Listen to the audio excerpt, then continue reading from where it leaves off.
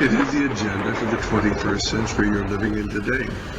For a brave new world where everything that you cherished and held true will no longer exist.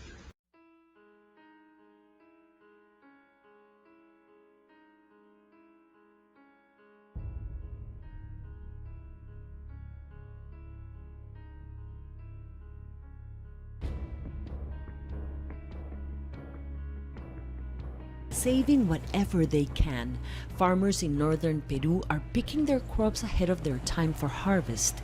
Wilmer Peña says little is left from his 22 acres of rice. He would have picked 13 tons by this time of the year. Now he says he'll hardly get 1/4 of that. Look, this is just straw. There's no rice here. He says the drought has also dried up his income. There's not much work. We can't sustain our families. Because of the drought, my daughter had to leave the university. Now we only have debts left. Here in Piura, more than 200,000 hectares of fruit and vegetables are damaged. Farmers have lost 80% of their crops. Triggered by extreme rains, the flood hit the city on Wednesday, damaging houses, healthcare facilities, and bridges. The National Disaster Mitigation Agency says more than 100,000 people were forced to evacuate their homes. Power outages and cuts to communication links are hampering emergency relief operations. Authorities have declared a state of emergency until January 4th. Couldn't come at a worse time. Of course, we're coming up on the Christmas weekend, celebrated across the world, but this is known locally as Typhoon Nina. So these names are interchangeable. So it's Nakten internationally, Typhoon Nina locally. It's 850 kilometers east of Manila, capital city right now, and this storm is really starting to pack a punch, looking very, very organized at the moment. We do anticipate a landfalling typhoon or super typhoon in southern Luzon, specifically the Bicol region, late Sunday evening into early Monday morning. And of course, we've got Manila also in this path, and that means that one of the largest population densities across the Philippines will feel the brunt of this storm. So giving you as much of a heads up as possible if you are watching out of the Philippines right now, because this storm looks dangerous. 205-kilometer-per-hour sustained winds near the center of circulation, and it is still rapidly intensifying. Look at the notable storms that have made landfall across the past 5 years in the month of December. Remember, it only needs to be a tropical storm to produce a significant amount of rainfall and also, unfortunately, cause a significant amount of fatalities. I remember Hagupit back in December of 2014. That was a significant storm with very strong winds. Here's the path, cone of uncertainty. You can see Legazpi in there, Manila also in that cone. It is intensifying as we speak. We do expect this to reach super typhoon status, which is minimum sustained winds of 230 kilometers per hour. You can see how quickly it is jumped up in that category. The threats going forward: landslides, urban flooding. We have the potential for 3 to 4 meters of storm surge, especially across those east-facing shorelines across the Philippines. And wow, I mean, we're talking about the holiday season here. So many people going to friends and family's house, but having to deal with a storm of this magnitude will be very, very challenging in the days to come.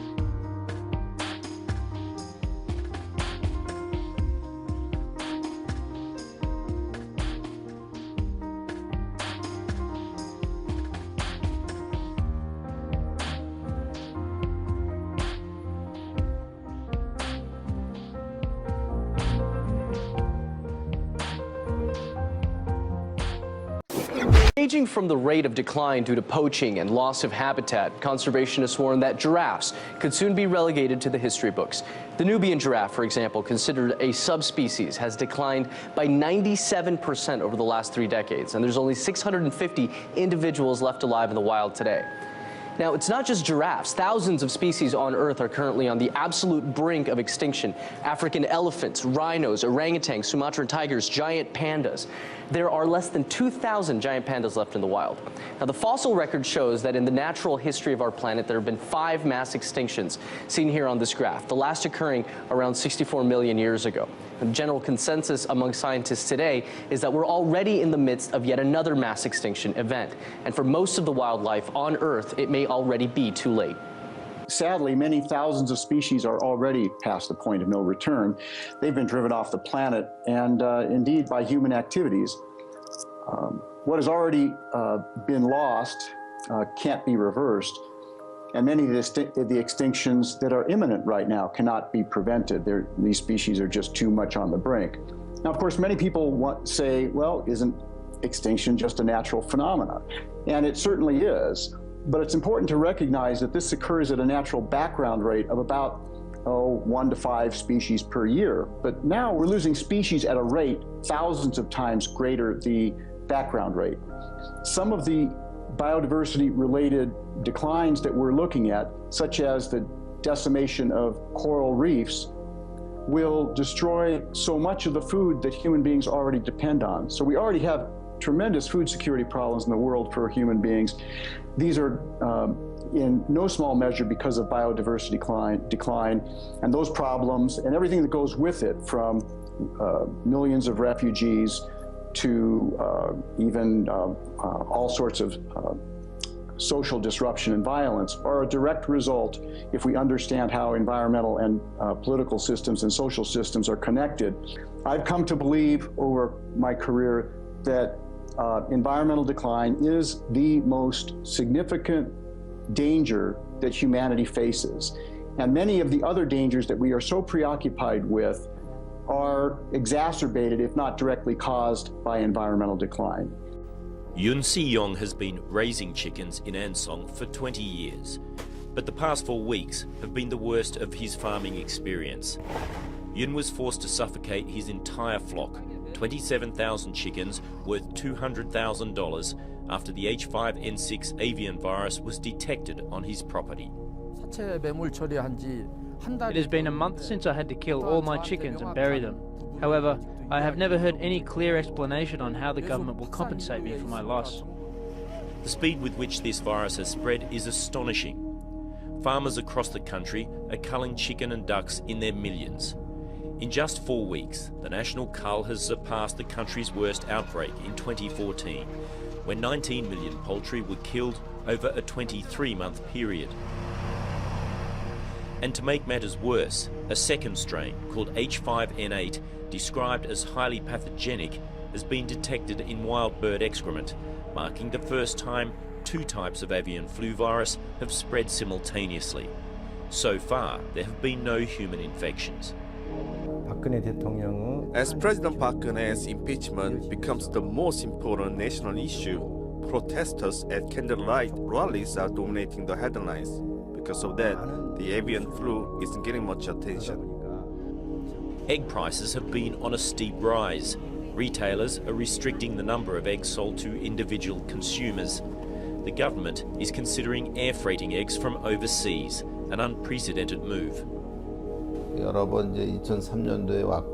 Korea has suffered from several bird flu outbreaks since 2003. I can tell you this year is the worst year ever. And for the first time, the virus has reached Seoul's zoos. It's been detected in 2 dead storks and 5 mandarin ducks. The ducks were culled and the zoo has been closed indefinitely.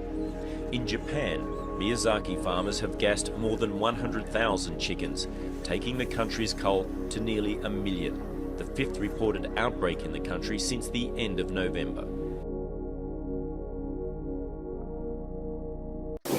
US President-elect Donald Trump talks about a possible expansion of the US nuclear arsenal. He's also found time to share a letter he's received from Vladimir Putin, the president of the only country with more nuclear warheads than the United States.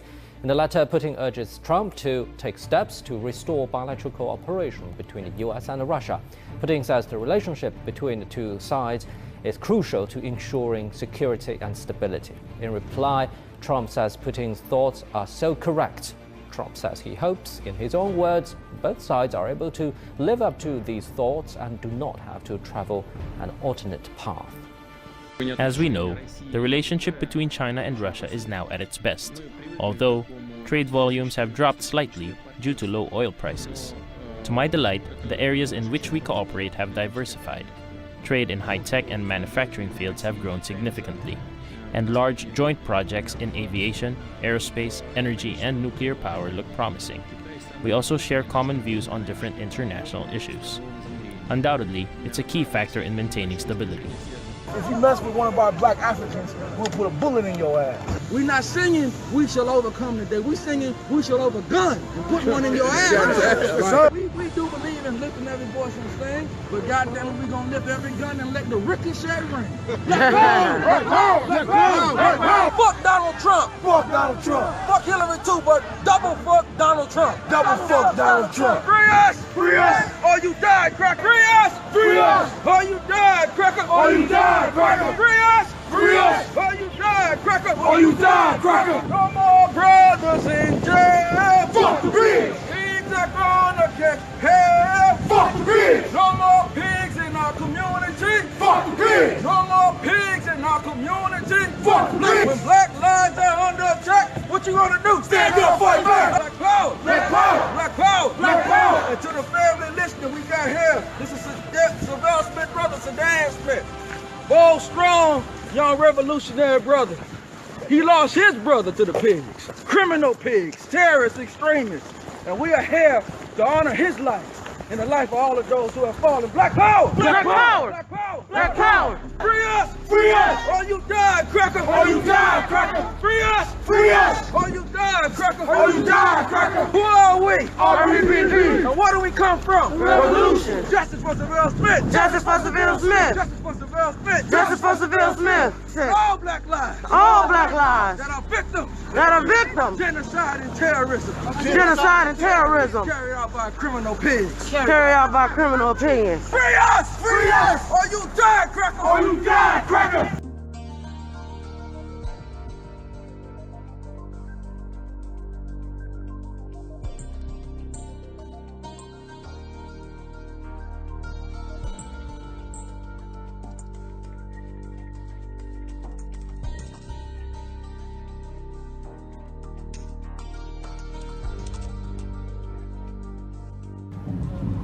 Christmas Eve in Bethlehem, and Christian pilgrims from around the world have been gathering in the town revered as the birthplace of Jesus.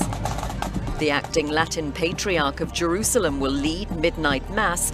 A Fox News alert, ISIS calling on its followers to attack churches as millions of Americans prepare to head out to Christmas Mass. Federal authorities on alert after pro-ISIS websites publishing a list of churches and pastors in the United States. Officials saying there are no credible threats, but sent the warning out of an abundance of caution.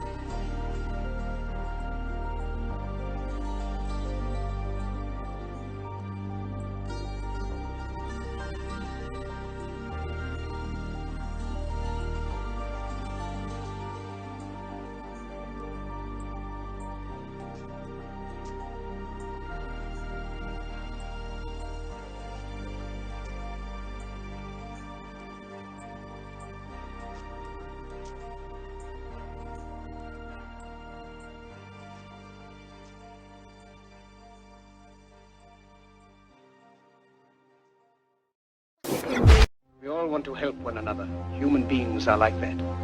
We want to live by each other's happiness, not by each other's misery. We don't want to hate and despise one another. In this world there's room for everyone, and the good earth is rich and can provide for everyone. The way of life can be free and beautiful, but we have lost the way. To those who can hear me, I say, do not despair. The misery that is now upon us is but the passing of greed, the bitterness of men who fear the way of human progress. The hate of men will pass, and dictators die, and the power they took from the people will return to the people. And so long as men die, liberty will never perish. You have the love of humanity in your hearts. You don't hate, only the unloved hate, the unloved and the unnatural. In the 17th chapter of St. Luke it is written, the kingdom of God is within man, not one man nor a group of men, but in all men, in you. You, the people, have the power. Then in the name of democracy, let us use that power. Let us all unite.